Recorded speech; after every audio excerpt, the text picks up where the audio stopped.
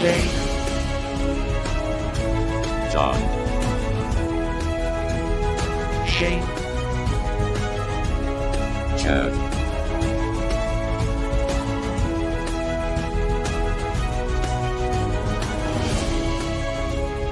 these sci-fi guys. Welcome to these Sci-Fi Guys. I am Dave. With me always is Shane, John, and Chad. Hello, what up, guys? what's up, everybody? Today we're going to discuss. We didn't necessarily watch it today, but we're talking about the movie The Core. The core of what? The core of an apple? The core of the Earth, I think. Oh, very yeah, big that's supposed to be. No, I thought it was Mars. No, not quite. Not quite. Okay. Hold on. Let's see here. Let's go ahead and start by going behind the scenes.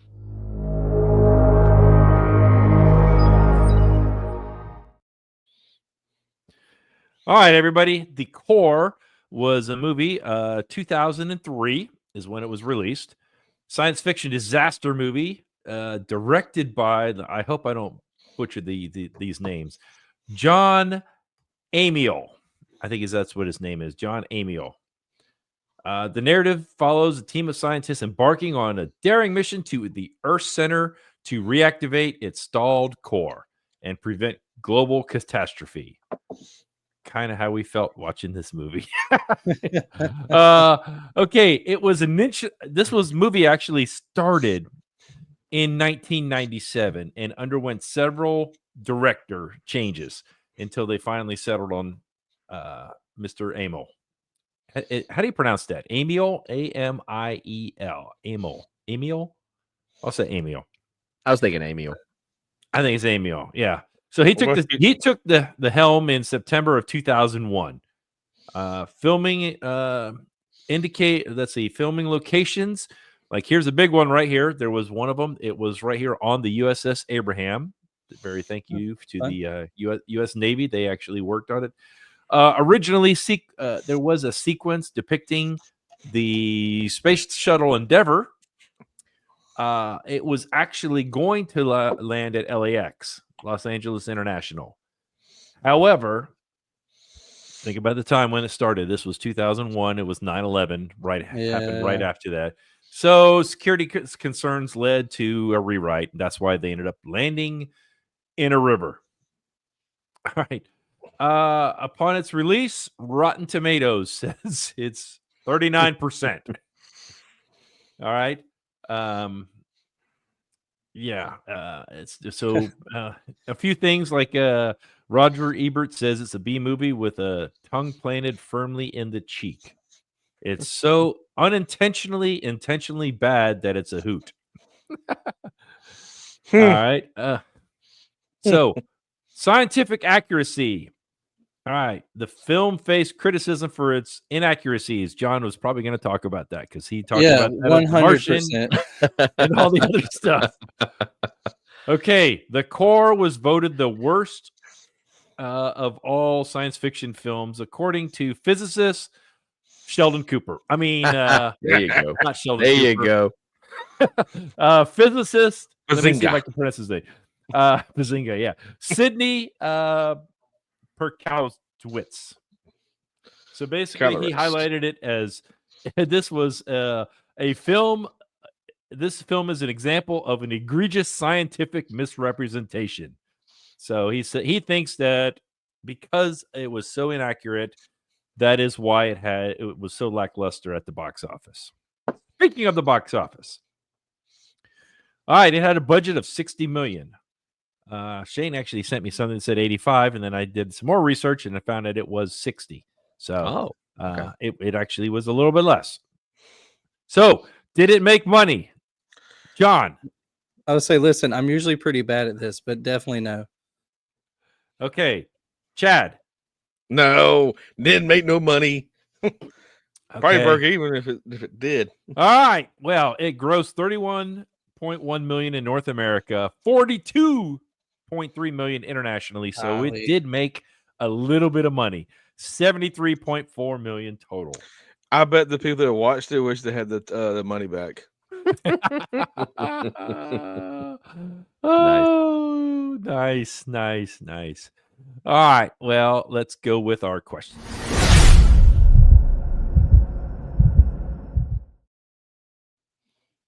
And let's move this around because there we go.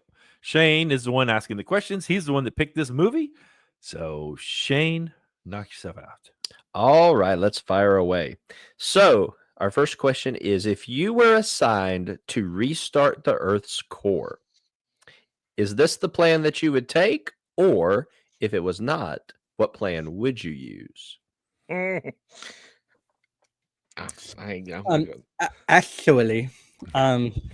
Actually, so first of all, the Earth's core would not stop, so we can start there. So there's no reason to need a plan to restart it because it's all convection currents. For those to stop, a lot more has to go wrong initially. But even assuming they could and would, even if we assume that much, it's the magnetic shield we're trying to start. I would definitely be sending something as a shield into space and not launching something into the core. Mainly because number one, it's definitely not happening in 3 months because we can literally barely, if you consider the whole Earth, we can make it like a pinch in, like we're definitely not making it to the core, let alone surviving that. Immense pressure. There's no material that can sustain that on top of the heat together. So I would say I would take an approach to send something into space to try to remagnetize our like outside of our atmosphere to protect from the sun, because that was the whole concern anyway. I think I would go more that route. Or more realistically, it stops. We just all bury ourselves underground and we become dwarves, and we go the fantasy route. So that's where I'm at.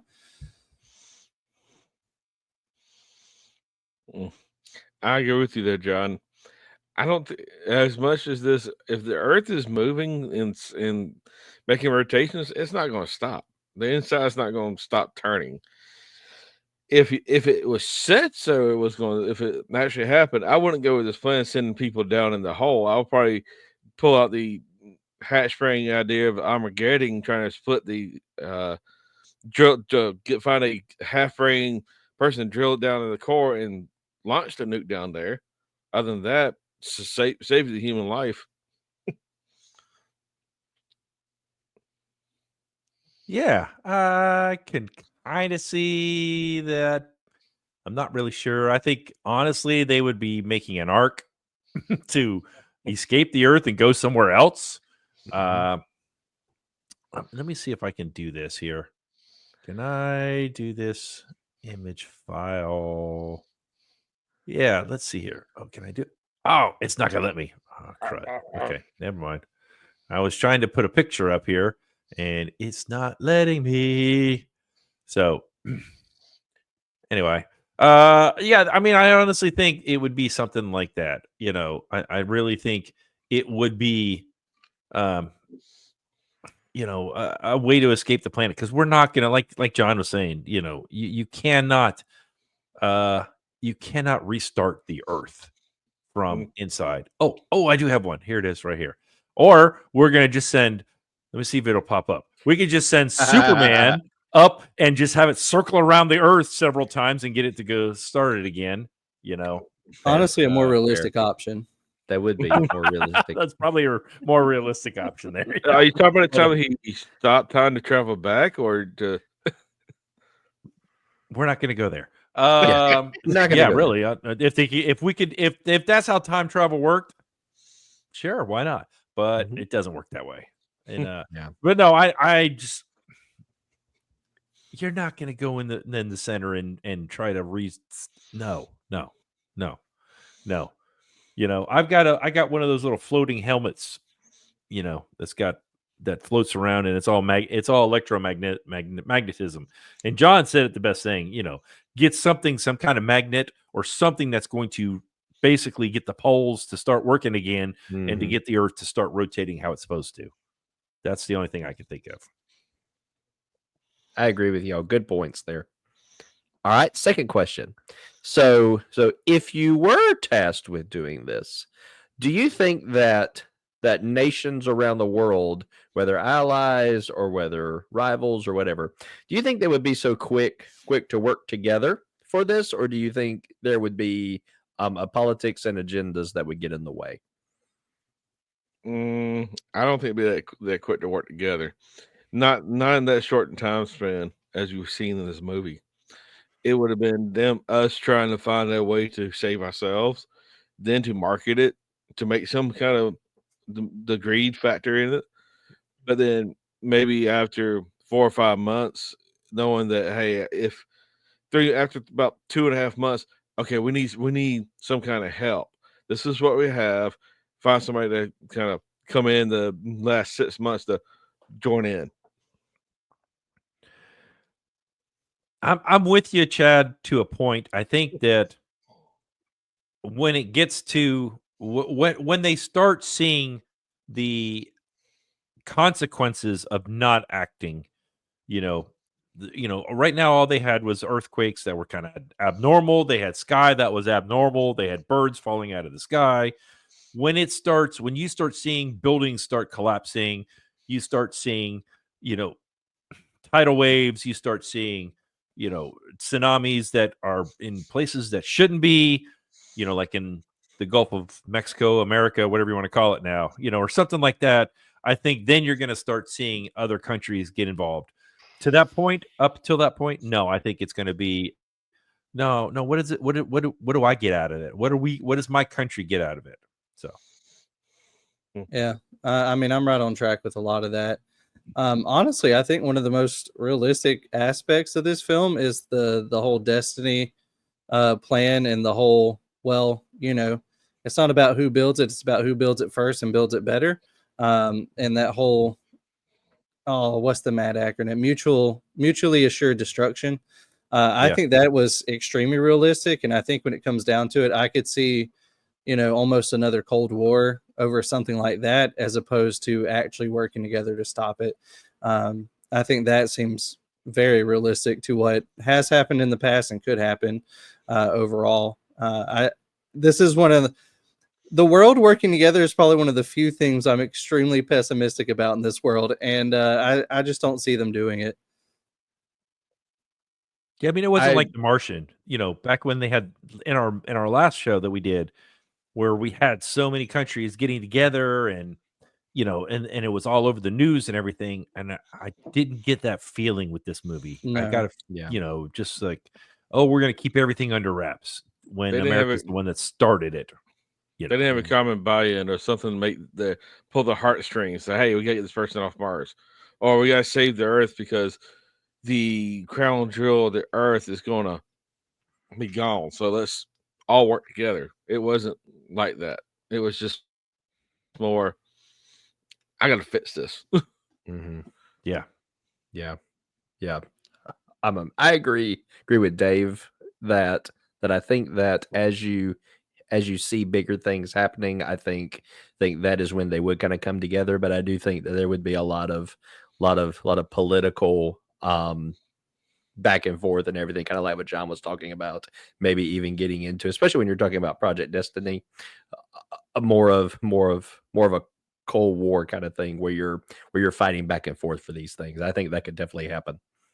Do you think it was a good idea for the government to try to keep this totally under wraps and have these things that happened just be crazy phenomenons, or should they have been more transparent with what's going on? I think if they would have let somebody know when they found out, it would have gone mass panic. Mhm. We watched a movie that dealt with something like this where they kind of didn't tell and waited till about the last minute. Moonfall. Yeah. So you got to think both sides. You can see both sides. Pros, not that nobody know. They might think it's just something weird's going on. It's just going to go by, or let everybody know and create mass panic and rioting and stealing. If you know if it takes 3 months to get this built, and you know this plan is going to work, why create mass panic? But say come to D-Day, it's not going to work. Let's save yourselves. Then let everybody know. That's true.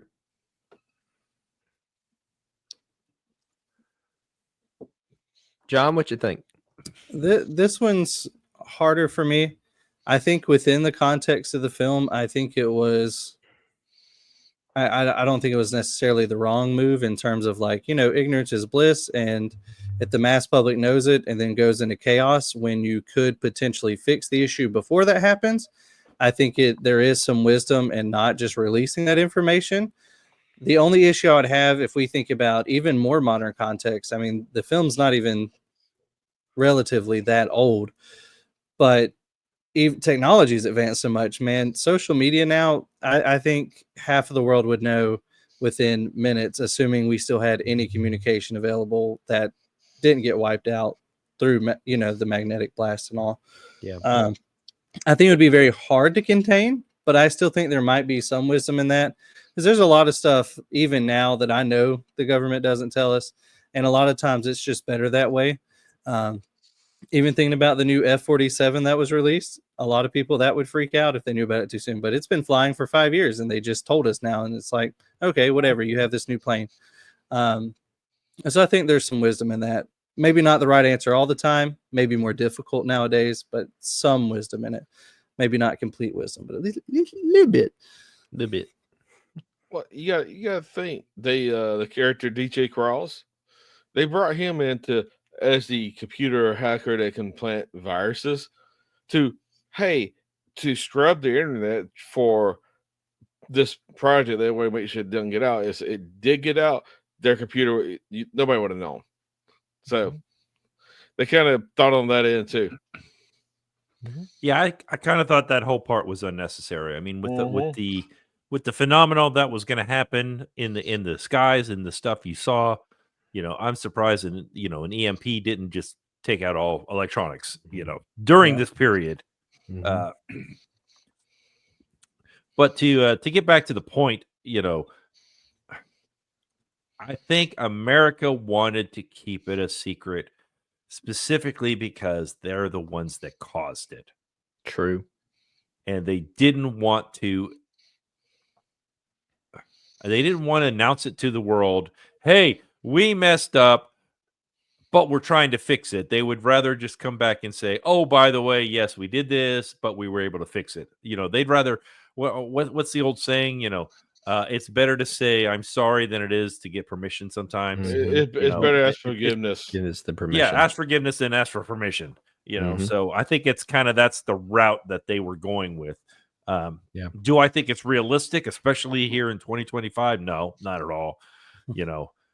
Too many people would be. I mean, one, like John said, there's too much social media out there. There's just too much media out there, and some way, somehow, I mean, let's just say we talked about it on one of our podcasts. Let's just say, and then our podcast disappeared, or we had zero traffic whatsoever, and I'm like, something's not right here. What we're averaging is, however many people we're averaging, and then now to come back and say we have absolutely nobody. Okay, something's not going on right.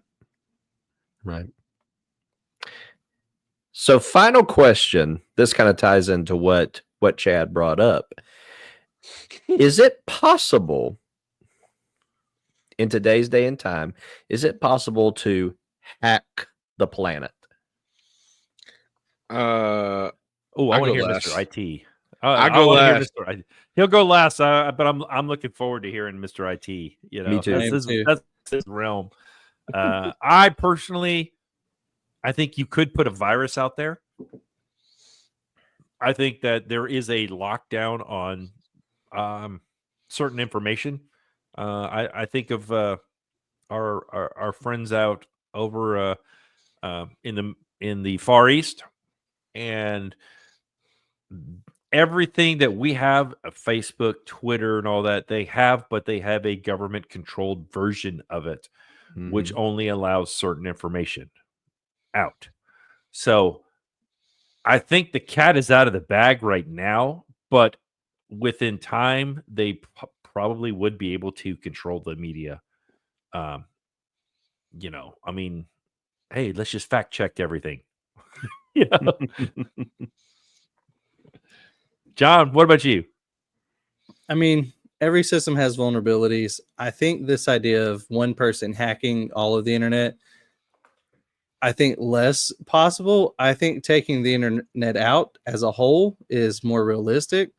Yeah, Just in the yeah. sense of, I mean, even thinking the branch that the Air Force released, the Space Force, part of their job is to protect, the satellites and all that we have in space. And so it's one of those like, well, if they can do that, then offensively, then they could also take out other satellites. So I think realistically, if you're talking hacking the internet, as it were, I don't necessarily think you're trying to get in, quote unquote, the mainframe and control information all around the world.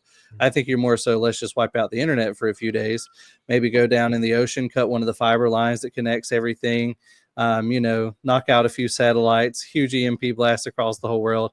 I think you cut out information that way and set up some kind of secure line to just the people you need to talk to. But I think that's more of what would happen. I don't necessarily think the let's hack everything would happen as much. All right, Mr. IT, Right. what you think? Well, you got anything, Shane, before I go? Because it's You're just gonna solve it. I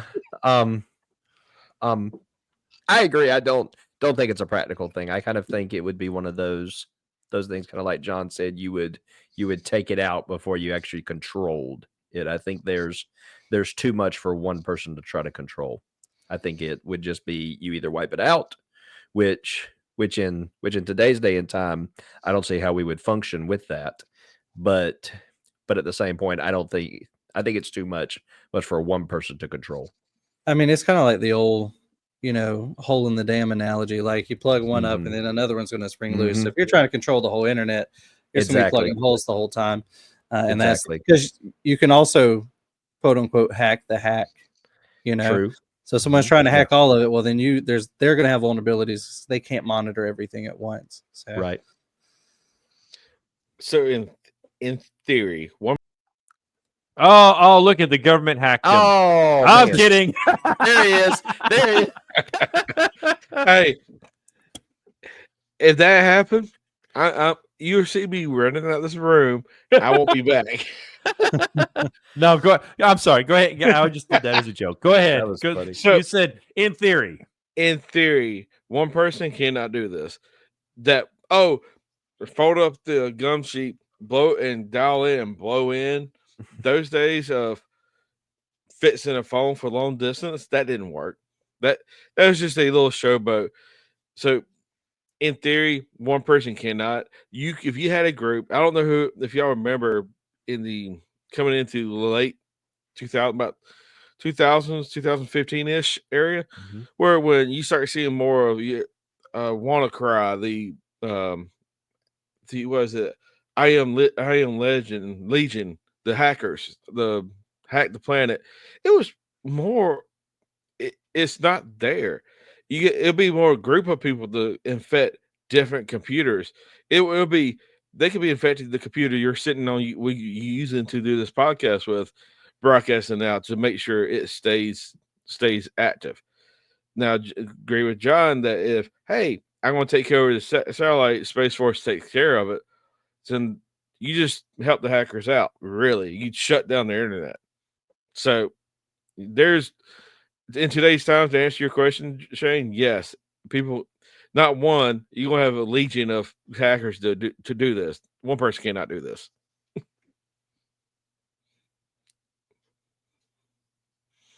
Sorry, John. All right. Well, is that all the questions, Shane? That's all of them. Is.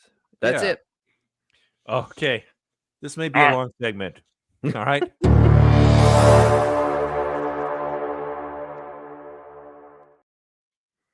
For those of you out there on audio land that heard that, it's plot holes. I don't even know if I can just ask. All right, just guys, everyone, just start throwing out your plot holes. I'll do the first one if that's okay. to me, one of the biggest ones is why in the world did no one notice these things happening before this? Why did nobody notice all of these phenomenon and different things like that? Why did nobody catch on to this? Why was Dr. Keyes the first one to just randomly think, oh, maybe it's the electromagnetic field. Oh, maybe it's because the core is stopped. Oh, maybe it's because why was nobody else thinking this? We have the brightest minds in the entire world, okay? Not just America, the entire world. Why did nobody see this earlier? They were too Yeah. lazy. They didn't want to. That's all. Fair.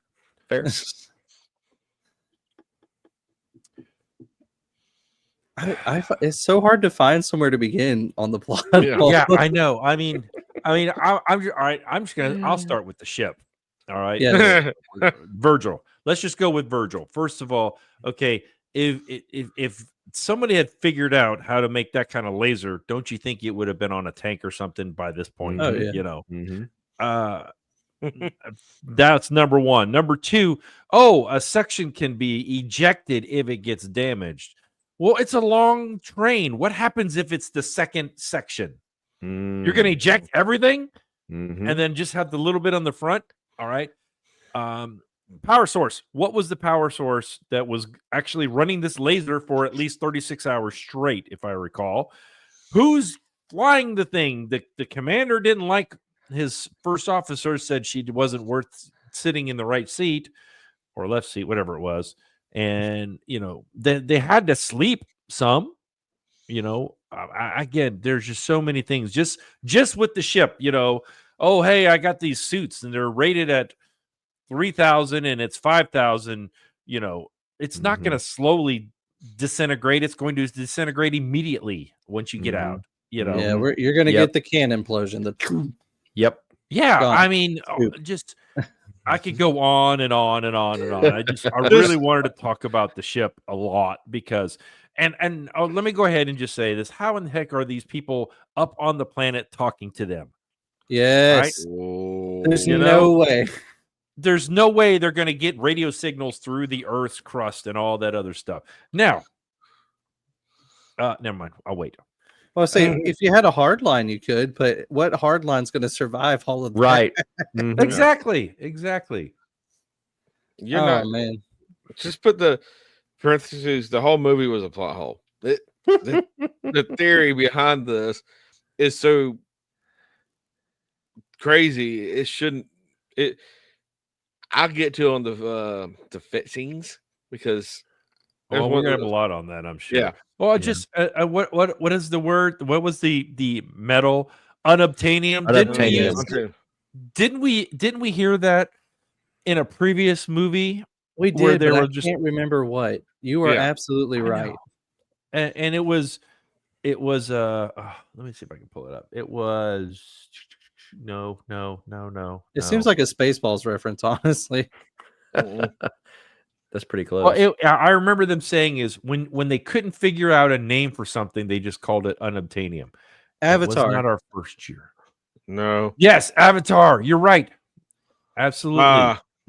Yeah, it was Avatar because that was what they found. I remember the little thing rotating, and he's like, "Oh, it's unobtainium." Again, if somebody had this alloy, are you it going to would've been pay 3 months to make as much as they did? Mhm. No. I mean, Mm-mm. It would have been on a tank. It would have been on a plane. It would have been on something. Yeah. yeah.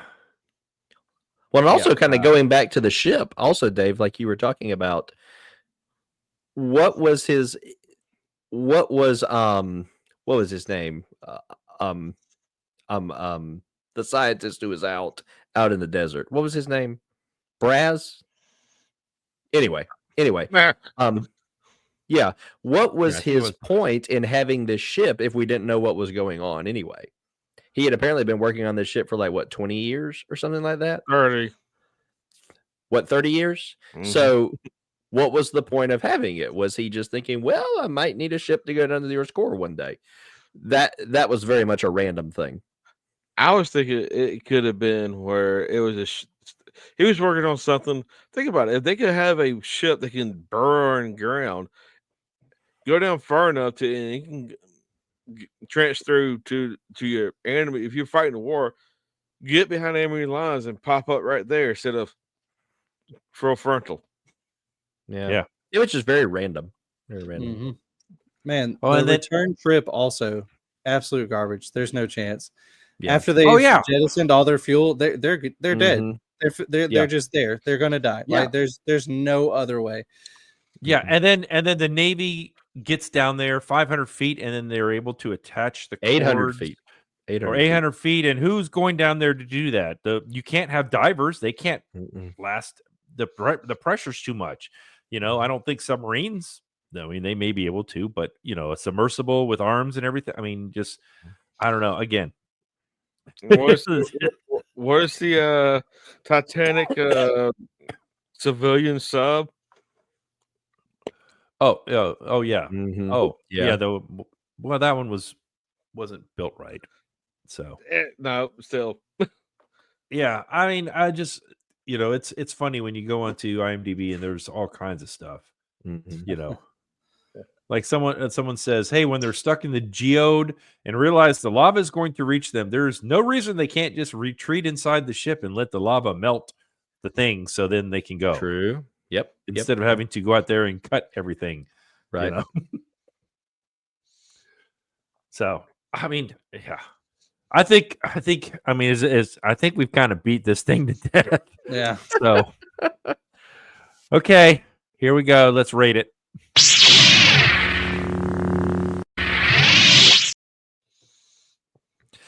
Okay, in this part, we are going to rate this movie on a scale of 0 to 5 lightsabers.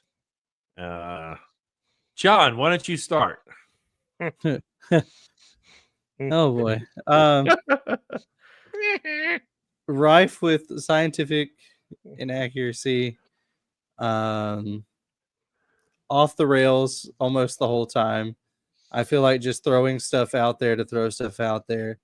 I give it a 1, and here's the only reason it's a 1 and not lower. And that is because, and I'll talk about this more in my fixing and improving, but they managed to hit almost every Hollywood trope I feel like they could have hit in some way. Like all of these random deaths and except for the two of them getting together at the end. yes, they that's did true. not. Yeah, They true. did not. True. But the hero being alive the whole time, and I don't know, it just feels like they hit a lot of like, we're gonna do this because we're Hollywood and we can, and Mhm. that's just most of the film. So for me, it's a 1.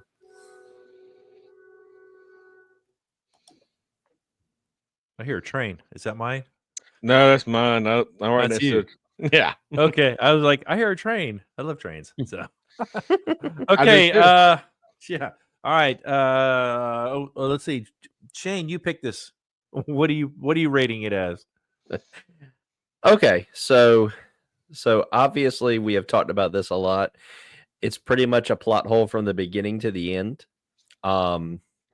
filled with nothing but scientific inaccuracies.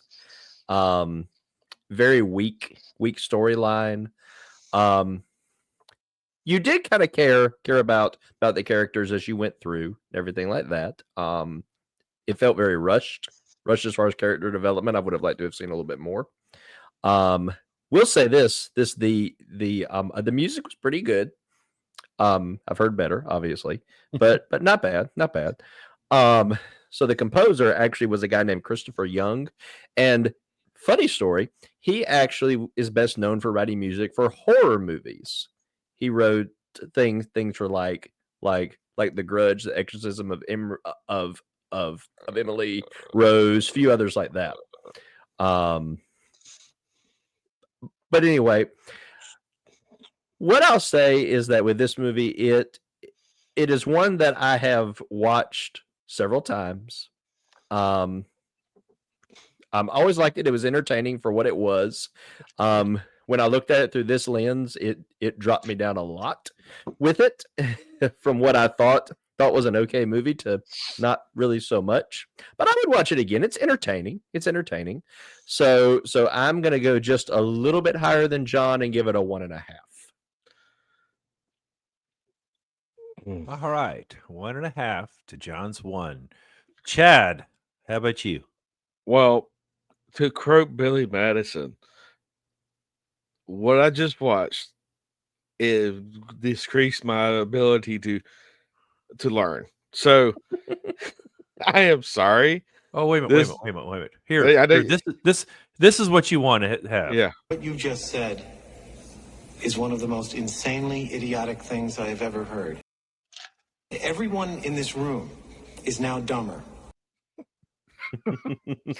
I am sorry, Shane, but this right here, this movie, I watched it before, and when I watched it only time I watched it besides this time, I didn't want to watch it again. I realized that when I'm halfway through this movie.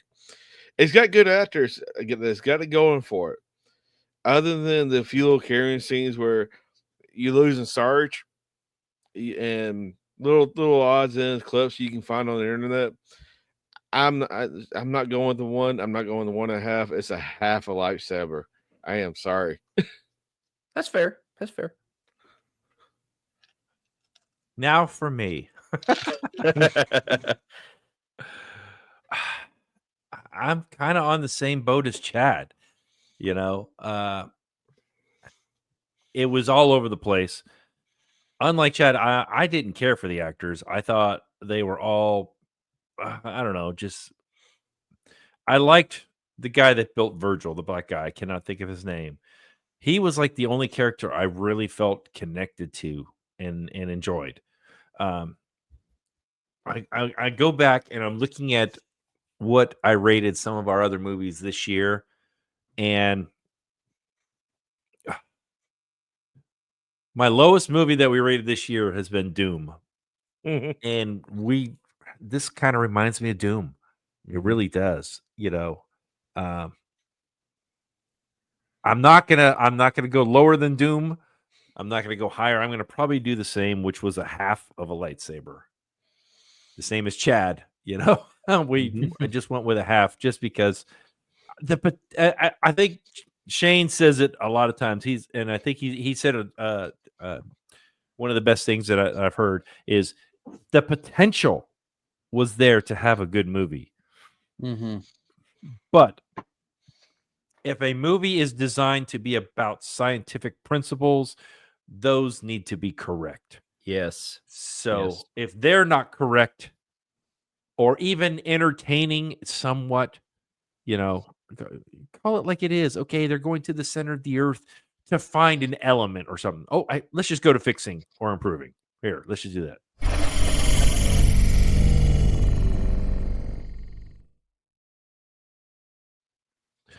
Here, I'll jump in since I'm already talking. Right? My fixing of improving is okay. Yeah, they need to go down to the center of the earth to get an element. All right. This element is the only thing that is going to be able to withstand the heat of the blast that they need to do out in space to get the earth to rotate. Something along that line. You know, every time, I mean, and it needs to be more than 5 people. It needs to be a team. And don't make it a train. You know, make it something modular that are all around each other. So if something does break off, another one can move in its place or something, because it's a long thing. And I mentioned earlier. So what happens if number 3 gets hit by a diamond? Are you going to eject from 3 back to 8? Mm-hmm. Mm-hmm. Ejected all of your weapons and everything, you know, things like that. Make me care. Make me care. That's the thing. I didn't care. I just like, okay, let's get to the end of this movie. I really did, you know. So I need to care about the characters. I don't be so. What's the word I'm looking for? You knew exactly what was going to happen. You knew everyone was going to die. You knew she was going to be in charge at some point because of what they put in place when they were on the Endeavor. You know, don't be so predictable. That's the word. Don't be so predictable. And yeah, just fix the science. Fix the science. Mm-hmm. So Somebody else. All right, I mean, I go. Go ahead, John. I'll let you go. I mean, I have the lag here, so Oh, I thought you said I'll go, and then we were just like, okay. Yeah, no, I started talking, and then John goes. I'm like, I don't let him go. All right.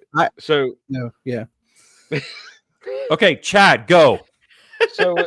so with this, I agree with they make me care about the characters. If you don't want to really make people care, turn this into a sci-fi comedy. Make it a little more comedy, not more. It's the end of the earth. Make it a sci-fi is what he say. But like, there, like I said, you got a lot of cast members, a lot of cast that you know from different movies. Aaron, Stanley Tucci. It was easy to turn and not make him the serious person, make him be his normal self when you see him in playing. He's always the somewhat caring, funny guy. But the Aaron Eckhart, we all know him from The Dark Knight as the Two-Face. Yeah. So he could have been the serious, we got to fix the character. Make it a comedy. Make it something where it's a laugh if you don't want to build the character development. Do some, but make it a comedy. Other than that, fix the science. Yeah, and actually, Chad, that works out very well because I was going to say, I think to fix it, you really have to change the premise a little bit, including the science, of course. But I was even going to say a parody, so just go full send into parody mode because it already hits so many tropes. So I'm in agreement on the comedic side, but I could also see kind of two different routes. One's kind of Pacific Rimmy, one's kind of Independence Day.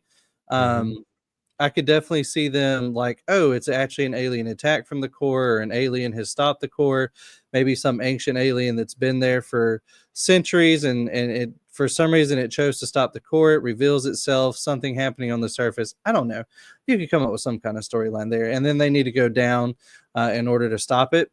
I could see that route, or I could see some kind of alien attack from space that breaks the magnetic field, and we go space battle as opposed to diving to the center of the earth, especially if we're going to go for scientific reality outside of the aliens. I know not officially there, but it'd be a little easier to make the science work because we know more about getting to space than we do about getting to the center of the earth.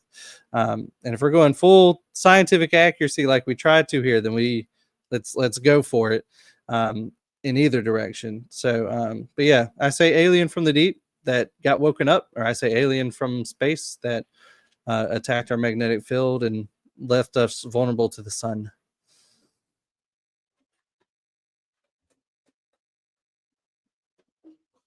Shane? So I'm on the same kind of premise as John. I think you either have to go very scientific or you have to go almost to the parody goofy side. Honestly, I think that this is too much trying to go in the middle, and it just doesn't work.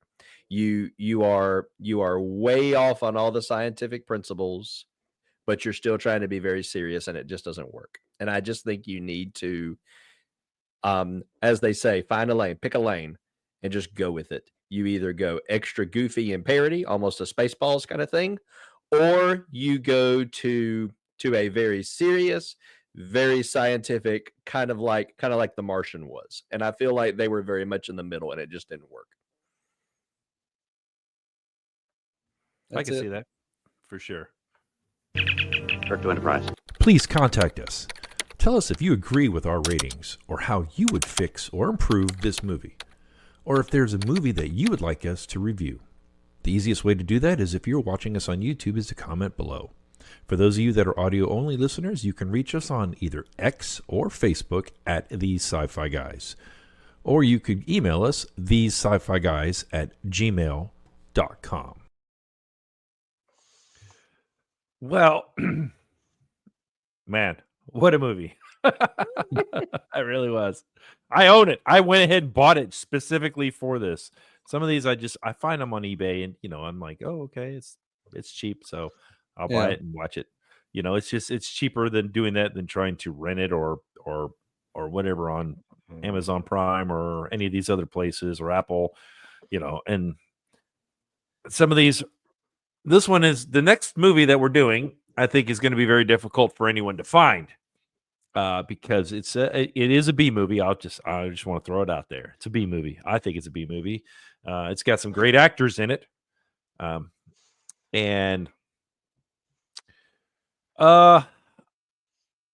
the premise behind the movie that I wanted to do this, and what got me interested in this is I was actually at a thrift store. I was looking through the DVDs because I always do, and this movie was there. The case was, and then I opened it up, and there's no movie in it, and it was like, I gotta have that movie, gotta have it. So I ended up scouring eBay, finally found it. All right, our next movie is Free Jack. All right. Ooh. Definitely Emilio Estevez. You've got what's his name? The Clarice.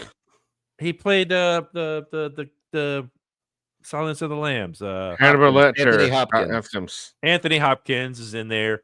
All kinds. I mean, you got all kinds of stuff. This is a B movie. I think you guys may think it's differently. It's a definitely B movie. It's different. It's different. But I think you guys may enjoy it. I don't know. Hey, I picked Doom earlier this year, and it was not. I'm not holding that against you, Dave. So, yeah, that was kind of a last minute change, but it is what it is. So, just remember, everybody, wherever. Let me rephrase. Let me start over. No matter where you go, there you are. So until next time. Crash and burn. The Sci-Fi Guys is an independent broadcast by The Sci-Fi Guy Productions. Super Epic is music courtesy of Alexander Nakarita and is found on creatorrecords.com. For more information on upcoming episodes, follow us on X at The Sci-Fi Guys. For our audio-only listeners, you can find us on Spotify and Apple Podcasts. Like, subscribe, or leave a comment to let us know how we're doing.